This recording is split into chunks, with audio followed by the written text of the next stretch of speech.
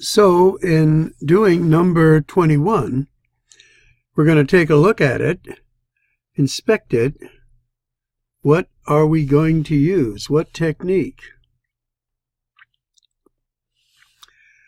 And again, looking at the y's here, if we were to modify our y's by multiplying each term by a -4 here, and again, this is a good technique for doing it. -4 times 4x is a -16x. -4 times y is a -4y. And then -4 times 24 is a -24. -4 times 6 is a -24. Okay, now this next equation, again, we're just going to copy it underneath here. So this is 2x plus 4y equals a -4. Now, we got what we wanted to do, and that is to cancel these out here. So these will cancel out, and we're left with a -14x here equals a -28. So now we're going to divide both sides by a -14. And we get x equals a +2. And we could use either equation. So we're going to go, I'll use the top one. 4 times 2 plus y equals 6. So this is going to be an 8 plus y equals 6. We're going to subtract 8, or transpose it, becomes a -8, so this is a -2. So our ordered pair then is 2, -2, and this checks out too. Okay, that was good.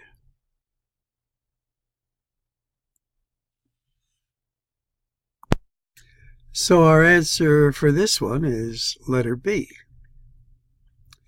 Now for number 22, as we look at that, this one is rather straightforward because we're adding now polynomials.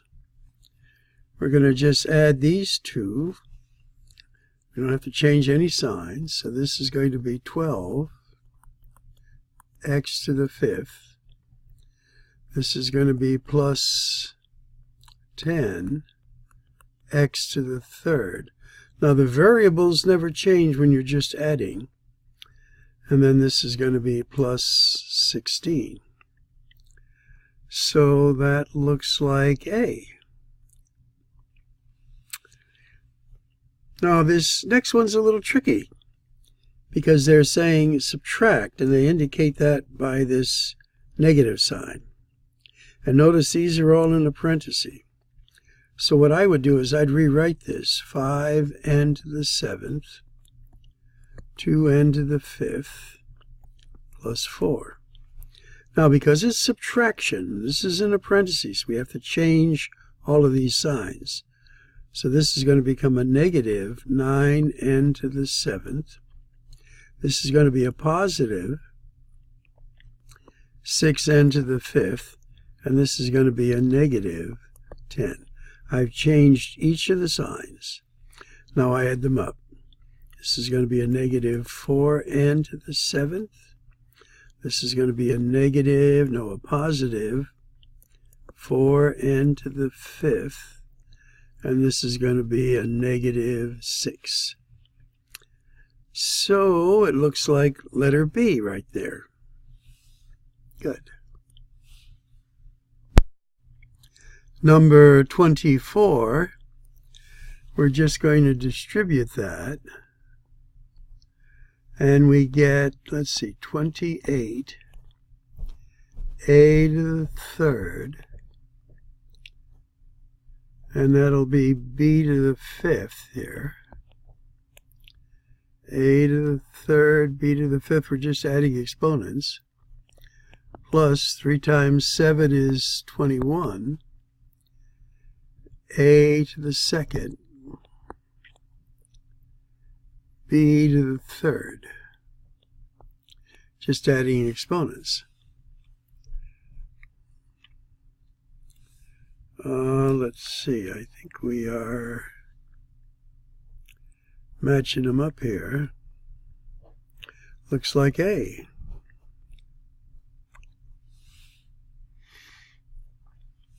Now for number 25, we're squaring a binomial, and there is a protocol that I'll review with you, A plus B, the quantity squared.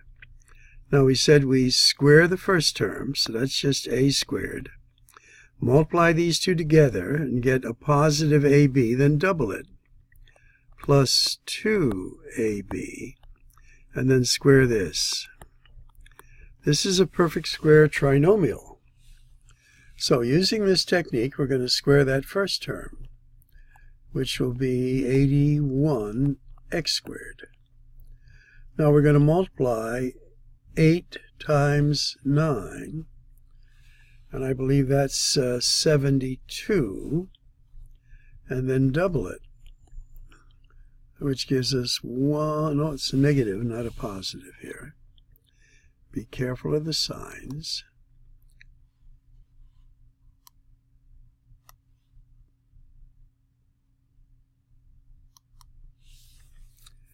A negative 144x. And then we square the 8, which is a positive 64. And it looks like B here. Notice they didn't square the 9, they just squared the x here. So you got to be careful of what they're showing you. Now, this would factor back into this. And if we were to take out the greatest common factor here, well, that wouldn't be proper because here there's still some a's in there. So that's something else. Okay, let's go on here to number 26. Now, I don't know if you recognize these. This is multiplying the sum and difference of the same terms, and we get A plus B, A minus B, gives you A squared minus B squared. These are conjugates. When you multiply conjugates, the middle terms cancel out. So that's what happens here. So this will be 100x squared minus 81, which looks like letter D. Now this is the difference of two squares, and will factor into its conjugates. They're not featuring factoring in this review, but that was our latest lesson. All right, let's go up a little bit more. We're almost finished.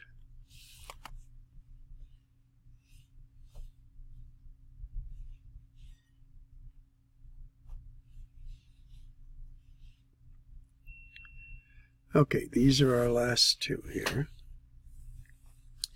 Now for 27, they're asking us to solve this equation.